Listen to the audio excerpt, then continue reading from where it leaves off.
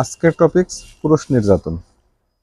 দেখেন, কয়েকদিন আগে নারী বিষয়ক সংস্কার কমিশন একটি প্রস্তাব দিয়েছে, যেখানে তারা একটা প্রস্তাব রেখেছেন এমন যে যদি বিবাহের পরে স্বামী স্ত্রী তারা দৈহিক মিলন করে, আর ওই দৈহিক মিলনের ক্ষেত্রে স্ত্রীর যদি ইচ্ছা না থাকে, জোরপূর্বক করে, তাহলে এটাকে ধর্ষণ ধরা হবে এবং এটা ফৌজদারি অপরাধ হিসেবে গণ্য করা হবে।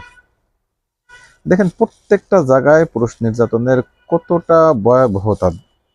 যেমন আপনি যদি এর আগে আমরা দেখেছি বাংলাদেশের যে আইন রয়েছে, সেখানে কোনো বিবাহিত মহিলা যদি অন্য কোনো পুরুষের সাথে পরকীয়া করে, সেই পুরুষটা বিবাহিত হোক অথবা অবিবাহিত, ডাজেন্ট ম্যাটার, কিন্তু মহিলাটা বিবাহিত, তো এই অবস্থায় কোর্ট অলওয়েজ ওই দ্বিতীয় যে পুরুষ যে এই বিবাহিত নারীর সাথে পরকীয়া করছে, সেই পুরুষের অপরাধ হিসেবে গণ্য করবে, তাকে শাস্তি দেওয়া যাবে, তার উপরেই খড়গটা নেমে আসবে।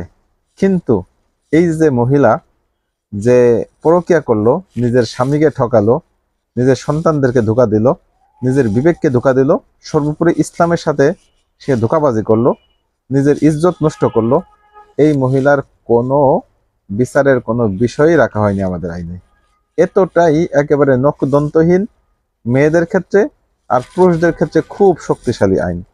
তো এরকমভাবে যুগে যুগেই পুরুষরা নির্যাতিত হচ্ছে, সেটা আইনের দ্বারা। সেই আইনটা আরো বৃদ্ধি করা হলো যে কিভাবে পুরুষদেরকে আরো নির্যাতন করা যায়। এতদিন পরকীয়া করছেন, অথচ আপনি নির্দোষ, দোষী ওই লোকটা যে পরপুরুষ, কিন্তু এই মহিলা কিন্তু নির্দোষ। এখন বিবাহিত পুরুষ যখন তার বউয়ের সাথে দৈহিক সম্পর্কে মিলিত হবে, তখন যদি কোনো কারণে ওই মহিলার বা স্ত্রীর ইচ্ছা না থাকে, তাহলে সেটাকে ধর্ষণ ধরা হবে। এখন কোর্টে যখন মামলা করবে, কোর্টে তো আপনার টনকি কিছু হইলেই সে মামলা করবে, ধর্ষণের মামলা, বলবে যে আমি রাজি ইসলাম না, আমাকে ধর্ষণ করছে। বস্তুত দেখা যাবে অনেক ক্ষেত্রে এই মামলাগুলি মিথ্যা হবে, হয়তো স্বেচ্ছায় কিছু হয়েছে, পরবর্তীতে কোনো ঝগড়া হয়েছে, ঝগড়ার পরে এসে কোর্টে গিয়ে ওই পুরুষকে আসামির কাঠগড়ায় দাঁড় করিয়ে দিবে।